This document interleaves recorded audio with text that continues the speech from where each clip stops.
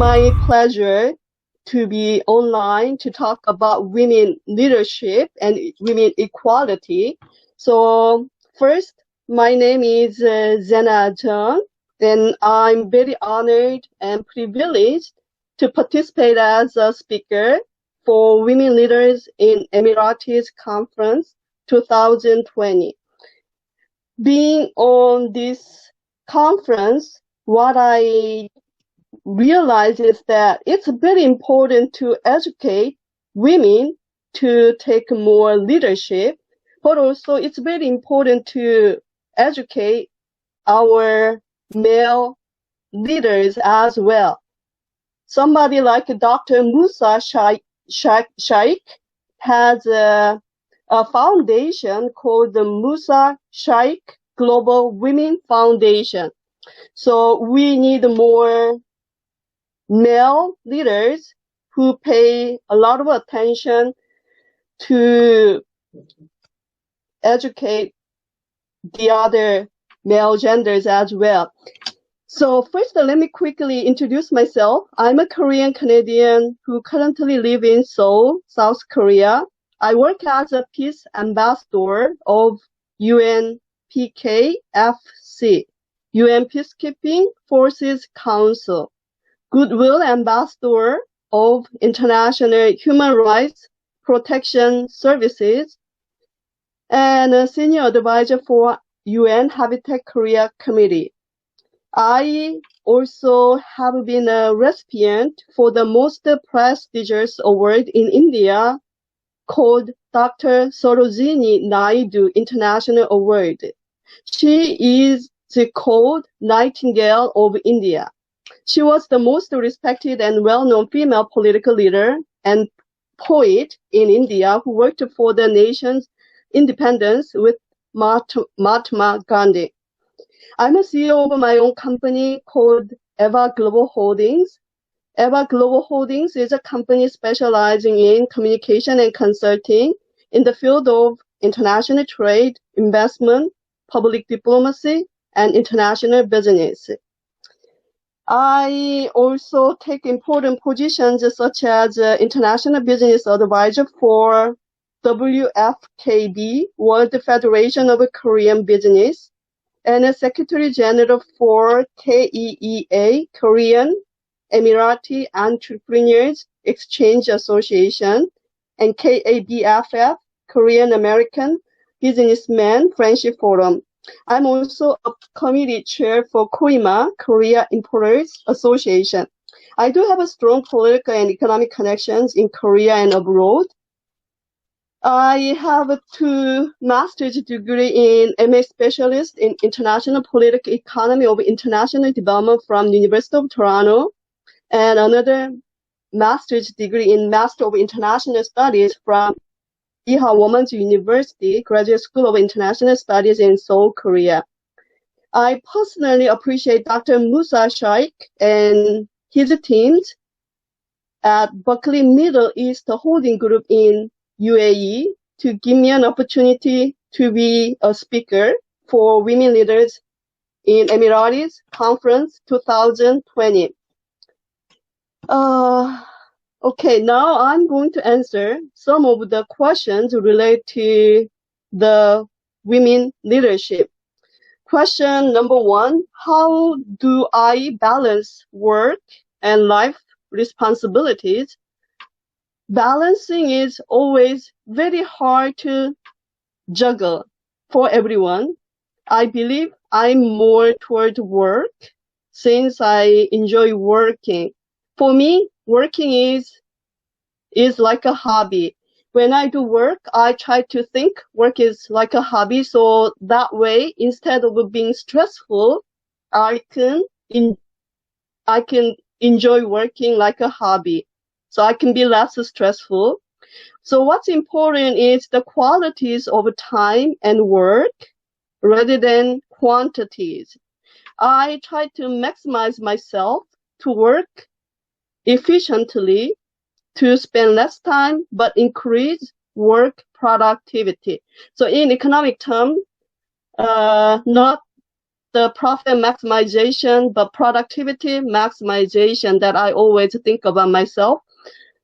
Question number two. When I began my career many years ago, did I ever imagine that I would be a leader in a male-dominated profession? Yes, I believed myself that I would be a leader when I grow older. There is a common Korean or Chinese saying that it's better to be the head of dragon instead of the tail of snake, by emphasizing to become a leader.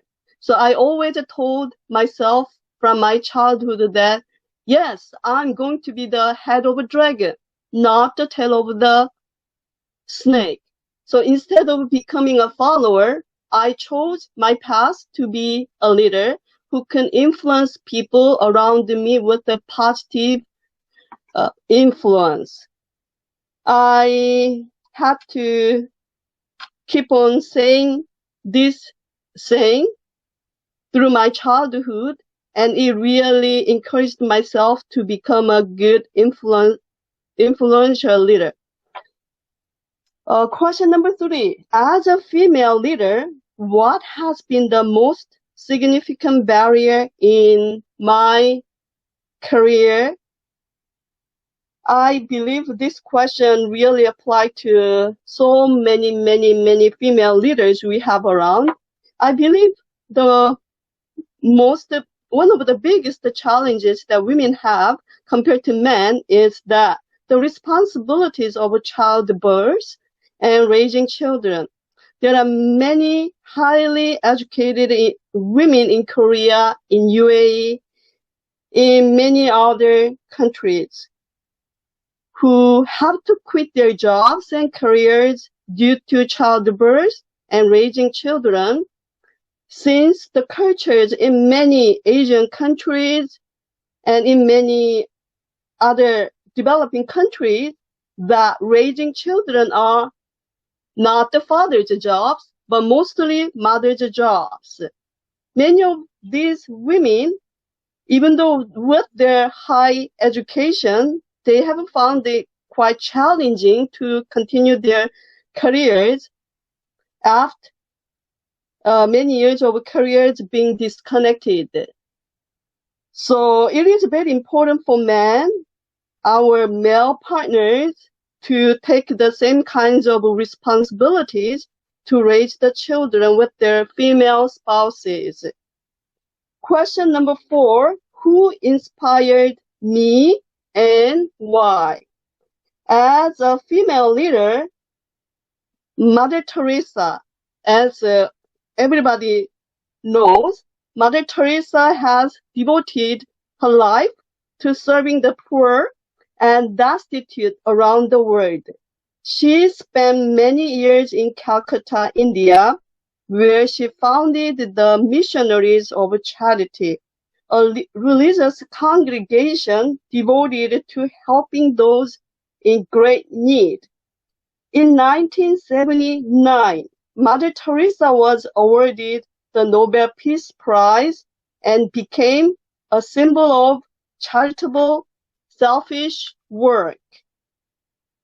There's a quote from Mother Teresa, and I would love to share with you. It's called "No Greater Love." It is not how much we do, but how much love we put in the doing. It's not how much we give, but how much love we put in the giving. I believe it's very important as a leader who seeks for the help for the less privileged people in the societies. Mother Teresa is such a wonderful example. Question number 5. What does a woman want from life? When I try to think about the answer of this question, I think about more fundamental questions. The purpose of life.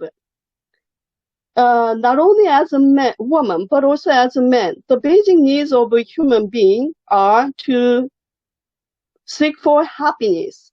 That's why it's very important that we have to understand who we are and what we like to do and how we can become happy. There are some women like me who have a strong sense of self-accomplishment and who love to work hard and achieve their personal goals in life. But on the other side, there are some other women who like to work less but enjoy a life with a more relaxed life. So it is very important to find out what kind of person we are and what we like to do and how we can be happy in life. So I would like to tell women, please try to find out who you are, what you like to do, and how you can become happy. Question number 6. If I become the prime minister of the country, what 3 things I would like to do for women? If I become a prime minister of the country, the good policy makings are very important. That can benefit the women and the people of the entire nation. The 3 policies in my mind that are important are policies related to people's health care, policies related to education, policies related to minorities such as children and senior citizens, and people with disabilities are important. So I'll conduct good policies to increase people's qualities of lives, such through healthcare, good healthcare system, and good education system, and good policies targeted children, people with disabilities, and senior citizens. Question number 7. What advice would I give to the next generation of female leaders? I would like to tell women not to be shy and take more initiatives in these male-dominating societies. Please also see our male partners as our equal partners. Please trust your own potentials to reach your life goals. Question number 8. What are some of the advice I share with the young women entering a male-dominated profession? Compared to our childhood, the work and careers mean a lot to us when we grow older and older. So please take secondary school education. As our speaker, Sandy Zena said, knowledge is power. So please take a secondary school education, become to develop professional careers such as doctors, lawyers, accountants, and business women, because financial freedom is financial capability is very important to reach out your potentials as in this male-dominating world. We cannot change our gender, but we can do much better jobs and much better work performance than our male co-workers and male partners. So there's a common saying that boys be ambitious. I would like to say girls be strong and be ambitious. And one last thing I can say that commonly it's compared that with the chicken. So the world we live in, the male-dominating society, is compared as the chicken head. But what's the most important in chicken is not the head. The neck is the most important because the neck can turn the chicken's head left, right, and even cut off. And chicken will be dead. So in this male-dominating society, man looks like the head of the chicken, but always remember the role of women's role important, like the most important part as the neck of the chicken. So girls, Be strong and be ambitious.